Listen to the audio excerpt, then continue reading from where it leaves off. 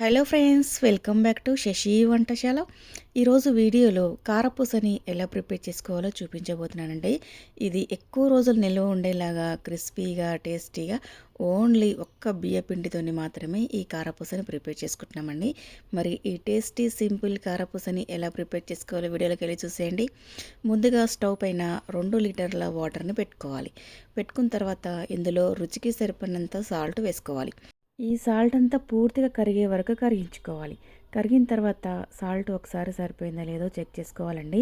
Next మనము బియ్యపిండిలో salt అనేది వేసుకోము. ఇందులో వేసుకున్న సాల్ట్ అనేది మనకి కరెక్ట్గా సరిపోతుంది. ఈ వాటర్ని బాగా మరిగించుకొని ఇప్పుడు స్టవ్ ఆఫ్ చేసుకొని పక్కన పెట్టుకుందాం. నెక్స్ట్ మనము పిండి కలుపుకుందానికి ఇలా వెడల్పాటి గిన్నెని తీసుకొని అందులో 2 కప్పుల బియ్యపిండిని వేసుకోవాలి. ఇక నేను కొంచెం పెద్ద కప్పుతోని వేసుకుంటున్నానండి. ఇది కేజీ లెక్కన చెప్పాలంటే మనము 1 కేజీ బియ్యం పట్టిస్తే ఎంత పిండి అయితే వస్తుందో అంత పిండితోని ఇక్కడ మనము కారపూసని ప్రిపేర్ చేసుకుంటున్నాం.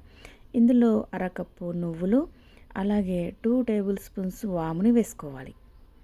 వేసుకున్న తర్వాత నెక్స్ట్ 2 టేబుల్ స్పూన్స్ జీలకర్రని కూడా వేసుకోవాలి. ఇలా జీలకర్ర వేసుకున్న తర్వాత ఇందులో అరకప్పు కారం వేసుకోవాలండి. కారం తక్కువ తినే వాళ్ళైతే కొంచెం తగ్గించుకోవచ్చండి. లేదంటే ఇక్కడ తీసుకున్న పిండికి ఈ కారం అనేది కరెక్ట్గా సరిపోతుందండి. ఇలా కారం వేసుకున్న తర్వాత ఇవన్నీ పిండిలో బాగా కలిసే విధంగా కలుపుకోవాలి. ఇలా పిండిలో ఇవన్నీ పూర్తిగా కలిసిన తర్వాత నెక్స్ట్ మనము వేడి చేసి పెట్టుకున్న వాటర్ని వేసుకోవాలండి. ఈ వాటర్ అనేవి వేడిగా ఉండాలండి. చల్లారిపోతే ఒకవేళ మళ్ళీ వేడి చేసుకొని మాత్రమే ఈ పిండిలో వాటర్ వేసుకోవాలండి. ఇలా కొద్ది కొద్దిగా వేడి నీళ్ళని వేసుకుంటూ పిండిని బాగా కలుపుకోవాలి. ఈ వాటర్ అనేవి వేడిగా ఉంటాయి కాబట్టి ముందుగా మనము ఇలా ఒక గరిటెతోని కలుపుకోవాలండి. ఇలా కొద్ది కొద్దిగా వేసుకుంటూ పిండి అంతా బాగా కలిసే విధంగా కలుపుకోవాలి.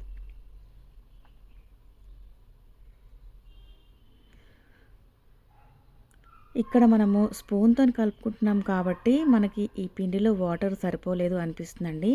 కానీ మనము ఈ పిండి కొంచెం చల్లారిన తర్వాత అంటే మనం చేతితోని తాకగలిగేంత వేడిగా ఉన్నప్పుడు ఈ పిండిని బాగా కలుపుకోవాలండి.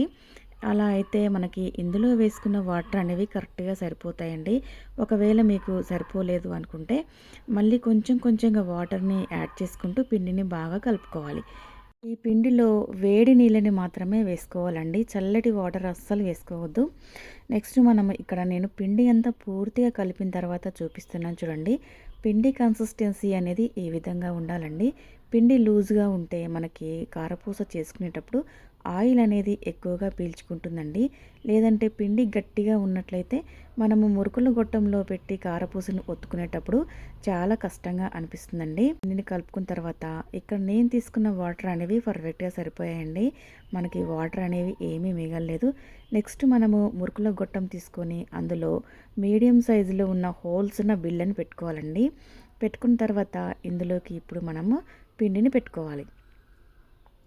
ఇలా మురుకుల గొట్టంలోకి నిండుగా పిండిని పెట్టుకున్న తర్వాత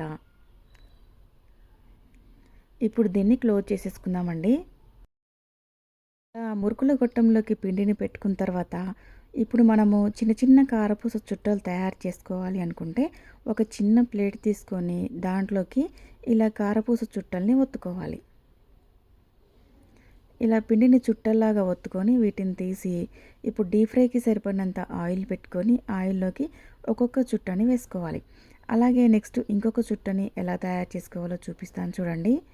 ఇలాగే మళ్ళీ ఒకటి తయారు చేసుకొని ఇప్పుడు ఈ కారపూస చుట్టను కూడా చేతిలోకి తీసుకొని ఇప్పుడు దీన్ని ఆయిల్లోకి వేసేసుకోవటమే అండి. అలాగే మనకి ఎన్ని కావాలంటే అన్నిటినీ కారపూస చుట్టల్ని ముందుగానే ఇలా ఒక ప్లేట్లోకి తయారు చేసి పెట్టుకొని మనం అన్నిటినీ చాలా సింపుల్గా డీప్ ఫ్రై చేసుకోవచ్చు. ఇలా అన్నిటినీ ఆయిల్లో ఎన్నైతే కారపూస చుట్టలు పడతాయో అన్నిటినీ వేసుకోవాలి. వీటిని బాగా డీప్ ఫ్రై చేసుకోవాలి. ఇలా కారపూస చుట్టలు కింద వైపు ఎర్రగా కాలిన తర్వాత రెండో వైపుకి తిప్పుకొని రెండో వైపు కూడా ఎర్రగా కాలే వరకు కాల్చుకోవాలి. ఇలా కారపూసలు కాలేటప్పుడు మనకి పైన నొరగ వస్తుంది చూడండి. ఈ నొరగ అనేది తగ్గిపోయే వరకు కారపూసని బాగా కాల్చుకోవాలండి. అప్పుడే మనకి ఈ కారపూస చుట్టలు అనేవి క్రిస్పీగా తయారవుతాయి. ఇలా రెండు వైపులా ఎర్రగా కాల్చుకున్న తర్వాత ఈ కారపూస చుట్టల్ని తీసి ఒక బౌల్లోకి ట్రాన్స్ఫర్ చేసుకోవాలి. ఇలా తీసుకున్న తర్వాత నెక్స్ట్ మనము ఇలా చిన్న చిన్నగా చేసుకోవటం ఇబ్బందిగా అనిపిస్తే ఒకేసారి ఇలా పిండిని మనము ఆయిల్లో పెద్ద పెద్ద కారపూస చుట్టల్లాగా ప్రిపేర్ చేసుకోవచ్చు. ఇలా పిండిని మొత్తం ఆయిల్లోకి ఇలా చుట్టలాగా ఒత్తుకున్న తర్వాత దీన్ని కూడా ఒకవైపు ఎర్రగా కాలిన తర్వాత రెండో వైపుకి తిప్పుకోవాలి. ఇలా రెండో వైపు కూడా ఎర్రగా కాలిన తర్వాత ఇప్పుడు దీన్ని ఆయిల్లో నుంచి బయటికి తీసుకోవాలండి. తీసుకున్న కారపూస చుట్టల్ని ఒక బౌల్లోకి ట్రాన్స్ఫర్ చేసుకోవాలి. ఇక్కడ నేను అన్నీ తయారు చేసిన తర్వాత చూపిస్తున్నాను చూడండి. కారపూస చుట్టలు అనేవి చాలా క్రిస్పీగా చాలా టేస్టీగా ఉంటాయండి.